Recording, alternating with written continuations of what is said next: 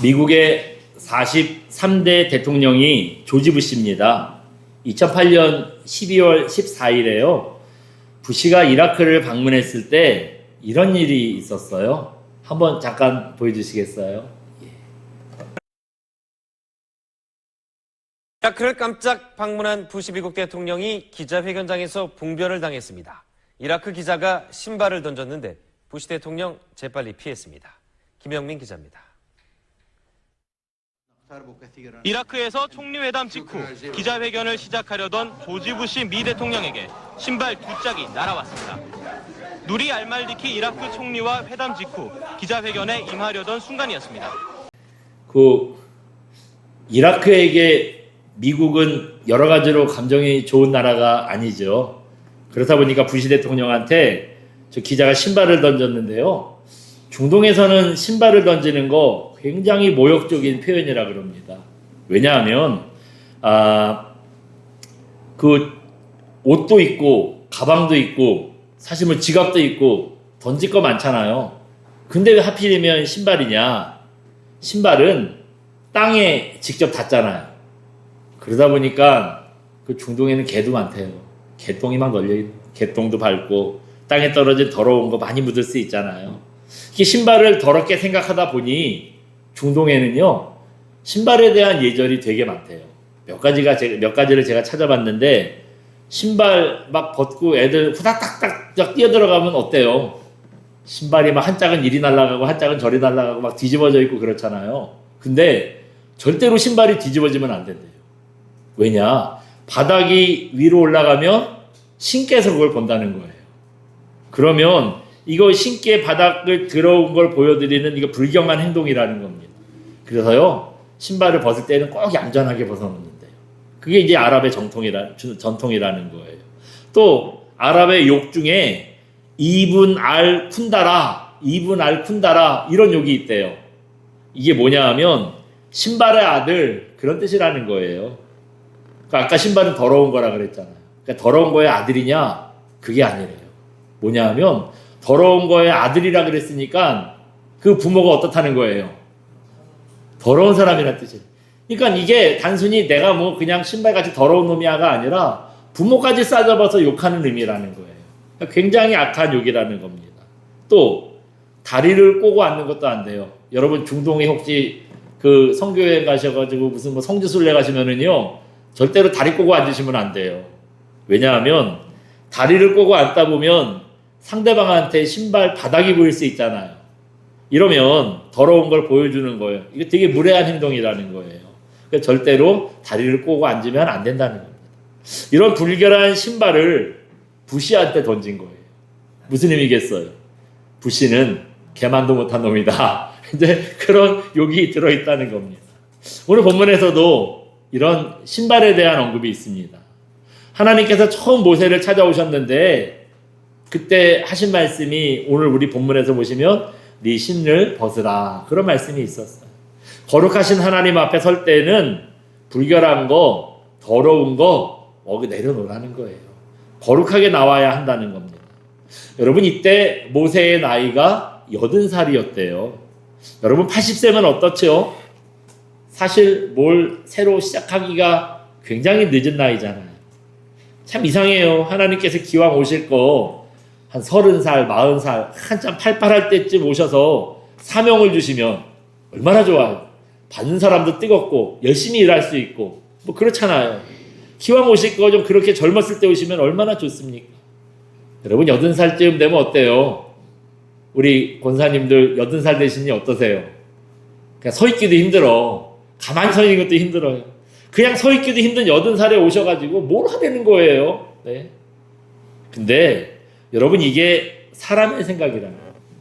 하나님의 생각은 가만히 보니 이때가 제일 정확한 타이밍이었어요. 왜냐하면 조금 더 늦게 오셨으면 정말 모세가 너무 늙어서 아무 일도 못했을 거예요. 조금 더 젊었으면 기운이 넘쳐가지고요, 주님께서 무슨 말씀을 하시든지 하나님 가만히 계셔보라고 제가 하겠다고 자기 고집을 굉장히 많이 부렸을 것 같아요. 하나님의 때는요, 우리가 생각하는 때랑 시차가 좀 있어요. 잘 시간이 맞지 않습니다. 그렇기 때문에 혹시 하나님께서 왜 안 오시나? 왜 이렇게 응답이 더디나? 여러분 생각되더라도 조급해하지 마시기 바랍니다. 하나님은 언제나 가장 정확할 때, 또 우리에게 가장 유익할 때 찾아오시고 응답해 주신다는 걸 우리가 생각할 수 있습니다. 그렇다면 여러분, 하나님께서 찾아오셨을 때 모세에게 어떤 일이 일어났길래 이 80 먹은 할아버지 모세가 새로운 이스라엘의 지도자라는 사명을 감당할 수 있었을까요? 분명히 하나님께서 찾아오셔도 뭔 일이 일어났으니까 이런 일이 될 수 있겠죠. 이거 좀 오늘 생각해 보려고 합니다. 먼저 그런 일을 생각해 보기에 앞서서 하나님께서 모세에게 찾아오셨을 때 모세의 상황이 어땠나를 좀 알고 싶어요. 한번 잠깐 보여주시겠어요? 예. 같이 한번 읽어봅니다. 모세의 상황 1. 집에서 멀리 떠나왔습니다. 아멘. 요것만 한번 볼게요. 모세가 어디서 떠나왔대요? 집에서 멀리 떠나왔대요. 모세가 원래 이스라엘 사람이잖아요. 그런데 모세가 여차저차해서요, 애굽 공주의 양아들이 됩니다. 애굽의 공주의 양아들이 된 거예요. 그래서 그 공주의 양아들이니까 왕족이에요. 자기 동족들은 다, 이스라엘 사람들은 노예로 종살이를 하고 있었잖아요. 근데 애굽의 그 왕의 외손자니까 자기 혼자 편안하게 왕족 생활을 하고 있었어요. 그러다가 애굽 사람이 자기 동족한테 해코지 하는 걸 보고 화가 나서 얼떨결에 이 사람을 죽여버리죠. 근데 이게 이제 죄가 밝혀질까봐 무서운 거예요. 그래서 앞에 2장 15절 보시면 어디까지 도망갔다 그랬냐 하면 미디안 땅까지 도망갔다 그랬어요. 그 미디안 땅이 도대체 어디냐? 한번 잠깐 보여주시겠어요? 예. 저기 보시면 모세가 살고 있는 곳은 여기 애굽, 이만큼이다. 애굽이에요. 다 큰 땅입니다. 이 애굽에 살고 있는데 미디안은 어디래요? 여기. 뭐 특정한 나라는 아니고 여기 있는 땅들을 다 미디안 광야라고 그러는데 이 미디안 땅이에요. 여기서부터 여기까지 도망을 간 거예요. 그냥 도망을 갔는데 여러분, 이 땅이 상당히 먼 땅입니다. 여기 보시면 광야가 많아요. 수르 광야, 뭐 바람 광야, 신광야, 성경에 나오는 광야들 많이 있어요. 굉장히 넓은 땅입니다. 먼 거리예요. 근데 그래서 성경에는 모세가 그냥 애굽에서 미디안까지 도망갔다 하는데 그 사이에 어떤 경로를 거쳐서 도망갔는지 우리가 알 수 없지만 아무튼 저 지도에서 보면은 자기가 갈 수 있는 최대한 멀리 도망간 거예요. 굉장히 멀리 도망간 겁니다. 예. 이렇게 멀리까지 도망갔으니 이 모세가 애굽의 왕족이라는 거 사람들이 뭐 알아주기는 하겠어요? 그 영향을 미칠 수 있겠습니까? 예. 그러니까 뭐 그렇게 집을 떠나온 거예요. 멀리 떠나온 거예요. 저 한번 클릭 한번 해주시겠어요? 예, 이제 지도가 없어집니다. 자, 두 번째예요. 또 어떤 상황이냐? 두 번째도 읽어봅니다. 40년째 밑바닥 인생을 살고 있습니다. 예. 이제 도망친 후에 40년이 지났어요. 40살쯤 애굽에서 도망 나왔으니까 40년 지났으니 지금 몇 살이란 얘기예요? 80살. 하나님께서 찾아오셨을 때 모세가 그래서 80살이 된 거예요. 여러분, 왕의 외손자면은 꽤 높은 지위죠. 친손자가 아니라서 아마 애굽의 왕이 될 확률은 거의 없을 거예요. 아마 100% 없다고 봐도 가능할 겁니다. 그러니까 그 왕은 될 수는 없지만 그래도 왕의 외손자로만 살아도 얼마든지 떵떵거리고 살 수 있잖아요. 그런 사람이 저 미디안까지, 그 멀리까지 넘어와서 가장 밑바닥에 아무도 알아주지 않는 양치기 목동이 된 겁니다. 여러분, 그러니 목동이 된 거가 문제가 아니라 뭐 그 하루아침에 왕의 외손자에서 양치기 목동이 된 그런 모세의 마음을 한번 생각해 보세요. 그 인생에 무슨 희망이 있겠어요? 정확히 표현하면 희망이 사라진 게 아니라 희망을 버려야지요. 희망을 버려야 하루하루 버틸 수 있잖아요. 내가 누군 줄 알아? 왕년에 말이야 내가 맨날 이런 거 붙잡고 있으면 뭐 하겠어요? 마음만 아프고 억울해서 못 살지요.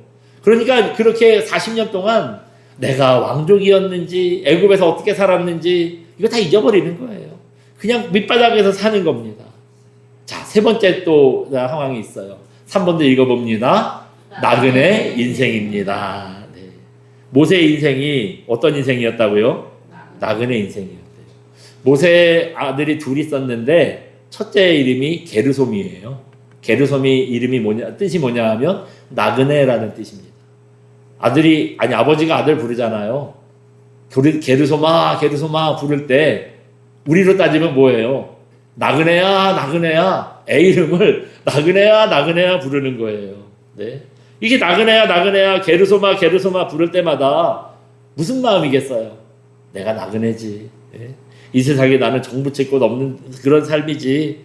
이러면서 사는 거예요. 아주 낙심하고 절망한 마음 상태를 얘기하는 거죠. 마지막 4번도 한번 읽어봅니다. 재산도 없었습니다. 돈도 없었어요. 처가살이하는 사람 성경에 보면 졸라봐요. 먼저 누가 있었냐 하면 야곱이 외삼촌이자 장인어른인 라반의 집에서 이제 그 처가살이를 했어요. 근데 여기서 하나님의 은혜로 재산을 꽤 많이 모았어요. 굉장히 많은 재산을 모았지요. 근데 모세는 그렇지 못했어요. 40년 동안이나 처가살이를 했는데 오늘 본문 1절에 보시면은요, 읽지는 않아도 됩니다. 장인 이드로의 양떼를 치더니 그런 아마 말씀이 있을 거예요. 40년이나 처가살이를 하고 있는 중인데 아직도 자기 양이 한 마리도 없어요. 자기 재산이 하나도 없어요. 그래가지고 그 80 먹은 노인네가 그 장인의 양떼만 돌봐주고 있는 거예요. 이게 사실 사위가 아니라 머슴이지요. 이 정도면 머슴이에요. 예. 이렇게 모세는 40년 동안 아무것도 없었어요. 이런 게 아무것도 없고 그냥 하루하루 버티는 삶이었습니다. 그런데 이런 인생에 변화되는 계기가 있어요. 변화가 되는 계기가 오늘 본문에 나오고 있습니다. 자, 한번 보여주시겠어요? 네. 같이 한번 읽어봅니다. 하나님의 불이 임하면 뜨겁게 타오르는 인생이 될 수 있습니다. 아멘. 우리 인생이 변화되는 계기가 있대요. 어느 때 우리 인생이 변하냐? 하나님의 불이 임해야 됩니다. 하나님의 불이 임하면 뜨겁게 타오르는 인생이 되는 거예요. 예. 여러분 모세가 그랬잖아요. 방금 말씀드린 것처럼 희망도 없어, 재산도 없어, 능력도 없어, 집안에 백도 없어. 길가의 돌멩이처럼 버려진 인생이었어요. 왕년에 내가 애굽이 당시에 가장 강한 나라였거든요. 여러분 상상해 보세요. 무슨 그 피라밋 이런 게 몇백 년 전에 지은 게 아니에요. 3,500년 전에 피라밋 같은 어마어마한 걸 지은 그런 나라입니다. 그러니까 여기 기술 단순히 돌만 쌓는 게 아니었어요. 이 피라밋을 만드는 데에는 굉장한 그 건축의 기술이 필요하대요. 근데 이미 그런 수학적인 개념, 공학적인 개념이 있던 나라예요. 그러니까 최고의 나라였습니다. 거기에 왕족이었잖아요.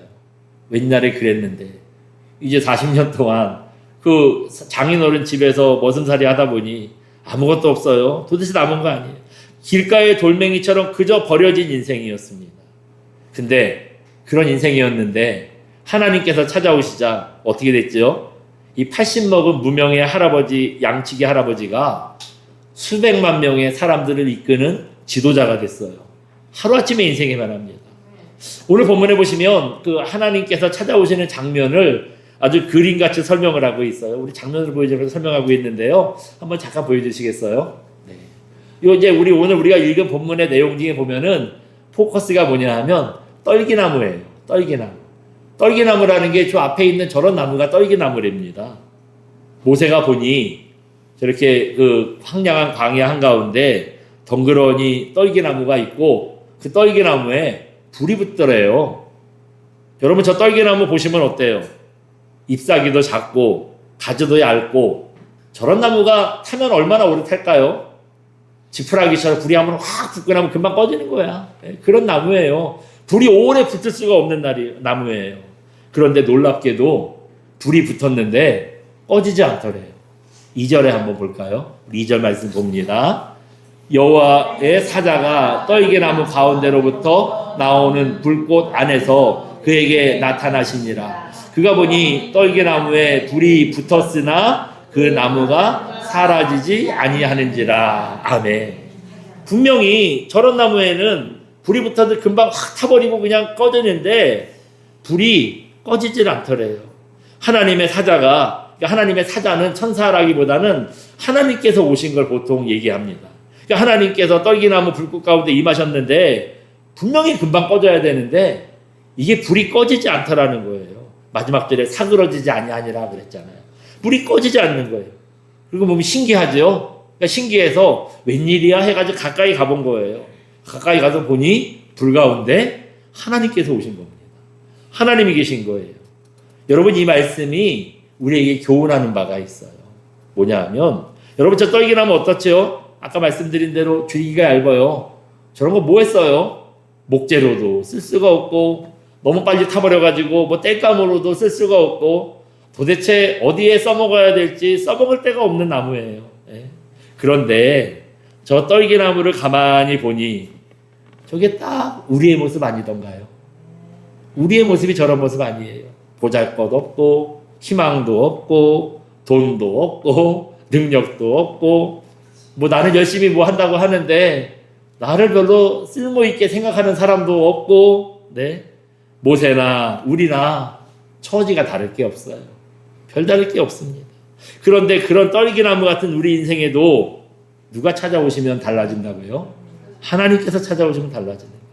계속 오늘 떨기나무가 불이 안 꺼졌잖아요. 분명히 꺼져야 되는 나무인데 능력도 없고 아무것도 없고 가진 것도 없는데, 그래서 그냥 꺼져야 되는 나무인데 안 꺼지잖아요. 하나님께서 임하시면 우리 인생도 계속 타오를 수 있어요. 또 불꽃 같은 인생으로 달라질 수 있습니다. 여러분, 예배 때 그냥 냉랭하게 이렇게 앉아 있다가 목사가 오늘은 뭐 재밌는 얘기라도 한마디 할래나 이런 거 기다리다가 그냥 가시면 안 돼요. 여러분, 불 받으셔야 됩니다. 뜨겁게 여러분 성령께서 임하시길 간구하셔야 돼요. 그렇게 되기 위해서 예배를 위해서 여러분 기도하셔야 됩니다. 늘 말씀드리잖아요. 저는 일주일 내내 예배를 위해서 기도해요. 월요일 날은 이번 주 이제 드린 예배를 위해서 감사의 기도를 하고, 화요일부터 토요일까지는 예배를 주장해 달라고, 이번 주 예배 주장해 달라고 예배를 위해서만 기도를 합니다. 예. 여러분, 우리가 예배를 위해서 기도하셔야 돼요. 말씀 중에, 찬양 중에, 예배 중에 뜨거운 성령의 불이 임하게 해달라고 여러분 기도로 좀 준비를 하셔야 돼요. 엊그제 금요 기도회 때도 우리가 이거 기도했어요. 알고 기도한 건 아니에요. 제가 보통 설교를 3개월 전에 준비한다 그랬잖아요. 그러니까 그 설교를 준비해놓고 이제 덮어놓거든요. 그리고 이제 토요일쯤에 그 이제 이번 주 내일 할 설교가 뭔지 다시 열어봐요. 그러니까 그 전까지는 뭐 설교가 하냐고 20-30편 있으니까 뭐 했는지 뭐 기억도 못해요. 근데 금요 기도회 때 뭘 기도할까, 예배를 위해서 기도할까, 이렇게 기도 제목을 생각하고 있는데 우리 기도했잖아요. 예, 우리 그 금요 기도회에 나오신 모든 분들 함께 모여서요, 성령께서 임하여 달라고, 뜨겁게 우리가 예배 드리게 해달라고 기도했어요. 아마 하나님께서 우리가 예배를 뜨겁게 드리는 게 중요하기 때문에 아마 기도로 준비를 시킨 게 아닌가 생각이 들더라고요.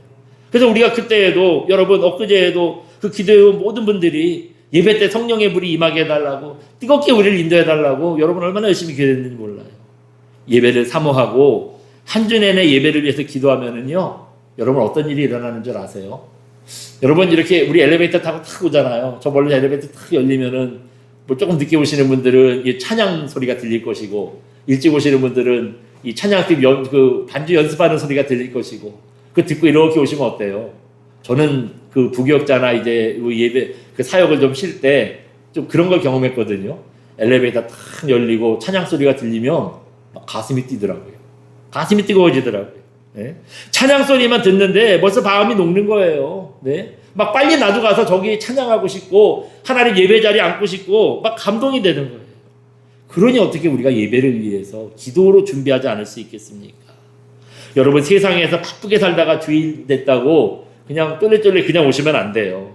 한 주 동안 예배를 위해서 정말 열심히 기도로 준비하셔야 됩니다. 준비된 믿음으로 교회에 오시면은요, 예배가 분명히 달라져요. 분명히 예배 달라집니다. 그렇기 때문에 아무리 떨기나무 같이 별 볼 일 없는 인생이라도 하나님의 불이 우리 안에 임하시기를 축원드립니다. 그래서 우리에게 임하신 성령의 불이 꺼지지 않고 예배로, 기도로, 순종으로, 헌신으로 뜨겁게 타오르게 되시길 주님의 이름으로 축원드립니다. 두 번째로 또 이것 좀 한번 생각해 보고 싶어요.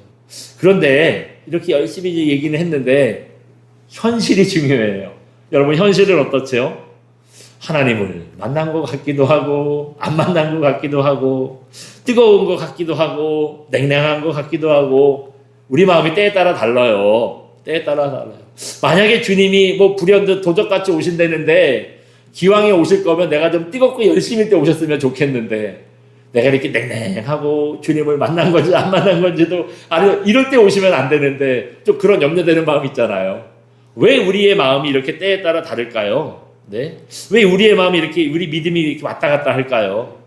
왜냐하면 성령님은 이미 우리 안에 임하셨습니다. 임하셨어요. 여러분 나는 왜 성령님이 내 안에 안 계신 것 같아? 여러분 그렇게 생각하지 마세요. 우리가 예수님을 주님이라고 고백할 수 있다면 성령께서 이미 우리 안에 거하신 거래요. 고린도전서에 그런 말씀이 있어요. 네, 여러분 내가 예수님을 주님이라고 자연스럽게 고백할 수 있고 내가 하나님을 섬기는 마음이 있다면 이미 성령께서는 우리 안에 계신 겁니다. 이미 임하셨어요. 근데 우리가 왜 이게 아리송하고 냉랭하냐? 우리가 순종하지 않아서 그래요. 하나님께 순종하지 않아서 그래요. 여러분 모세는 달랐지요. 모세는 어떤 사람이었을까요? 한번 보여주시겠어요? 같이 한번 읽어봅니다. 모세는 말씀에 순종하는 사람이었습니다. 아멘. 모세는 우리랑 다르게 어떤 사람이었대요? 말씀에 순종하는 사람이었대요. 오늘 본문 보시면 하나님 처음 만난 겁니다. 모세가 이전부터 하나님을 알고 뭐 이런 인생이 아니었어요. 하나님 처음 만난 거예요. 그 전까지는 정확하게 하나님에 대한 개념이 있었는지 없었는지 잘 모르겠어요. 확신이 없어. 그러나 아마 있기는 쉽지 않았을 것 같아요. 왜냐하면 모세가 그동안 애굽의 그 왕가에서 자랐잖아요. 애굽에 신이 얼마나 많은지 몰라요. 예?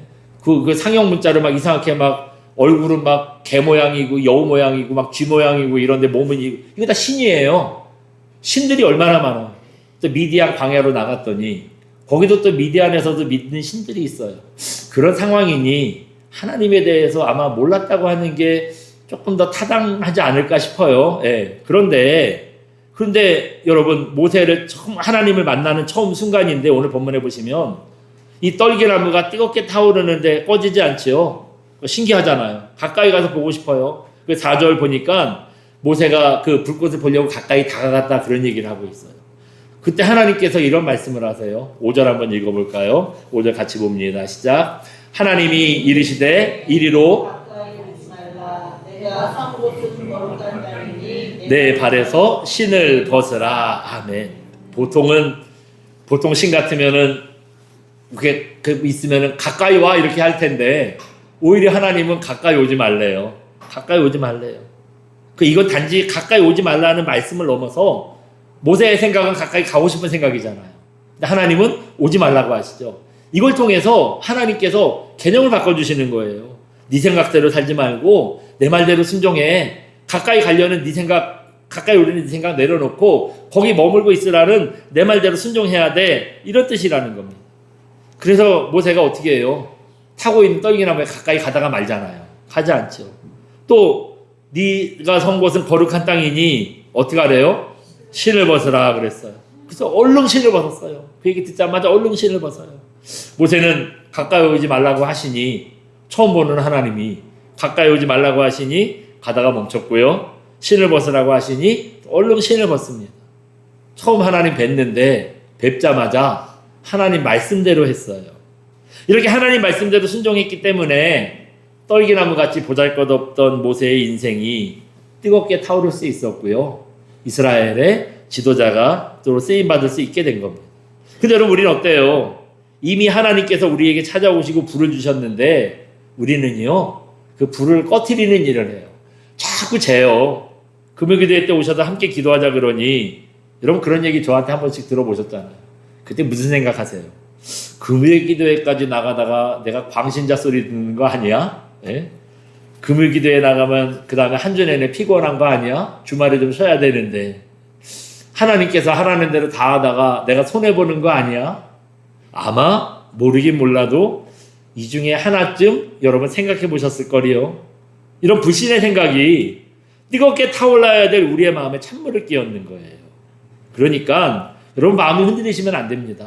하나님 말씀이 임하면 무조건 순종하는 거예요. 무조건 순종하는 겁니다. 또 네가 선 땅은 거룩한 땅이니 신을 벗으라 하셨지요. 여러분 모세가 선 이 땅 하나님께서 네가 선 땅은 거룩한 땅이라 그랬어요. 근데 그 땅이요 진짜 거룩한 땅은 아니에요. 특별할 게 있는 땅인가요? 어제도 왔다 갔어요. 그제도 왔다 갔어요. 내일도 아마 올 거예요. 40년째 늘 다니는 평범한 땅이었어요. 늘 얇은 땅이었어요. 근데 오늘은 평소와 뭐가 달라졌죠? 이날은 하나님께서 찾아오셨잖아요. 하나님께서 찾아오셨어요. 늘 다니던 평범한 곳인데 하나님께서 임하시면 그때부터 거룩한 땅이 되는 겁니다. 여러분, 우리도 마찬가지예요. 우리 삶에 뭐 특별한 거 있으세요? 어제도 오늘 같고, 작년도 올해 같고, 내년도 아마 올해 같을 것이고, 별다를 게 없잖아요. 그런데 날마다 똑같고 특별할 게 없는 평범한 일상이라도 어떻게 하면 달라진다고요? 하나님께서 찾아오시면 달라지는 거예요. 하나님께서 찾아오시면 달라지는 겁니다. 이제는 평범한 삶이 아니라 거룩한 땅, 거룩한 인생이 되는 겁니다. 그러니 우리가 어떻게 해야 되겠어요? 우리 인생에 신을 벗으셔야 돼요. 성령께서 우리 안에 찾아오셨잖아요. 이제 우리는 거룩한 땅이 된 거예요. 그러니 우리 인생에 신발을 벗으셔야 됩니다. 설교를 시작하면서 신발은 땅바닥에 온갖 것들 다 밟고 다니기 때문에 더러운 거라 그랬잖아요. 하나님께서 우리에게 찾아오셔서 이제 우리가 거룩한 땅이 됐으니 그 거룩한 삶에 맞게 세상의 더러운 신을 벗으셔야 됩니다. 그리고 모세처럼요, 말씀을 듣는 순간 즉시 순종하셔야 돼요. 그래야 우리의 삶이, 우리 인생이 뜨겁게 타오를 수 있고요, 무의미한 우리 인생이 의미 있는 인생으로 바뀌게 되는 겁니다. 그렇기 때문에 이제 우리에게 임하신 성령의 불이 뜨겁게 타오를 수 있도록 여러분, 말씀에 순종하는 저와 여러분 되시기 바랍니다. 그래서 떨기나무 같던 우리 인생이 뜨겁고 새롭게 변화되는 그런 신령한 종들 되시기를 주님의 이름으로 축원드립니다. 우리 시간 함께 찬양하고 기도합니다. 주님 말씀하시면 함께 찬양하고 기도하겠습니다.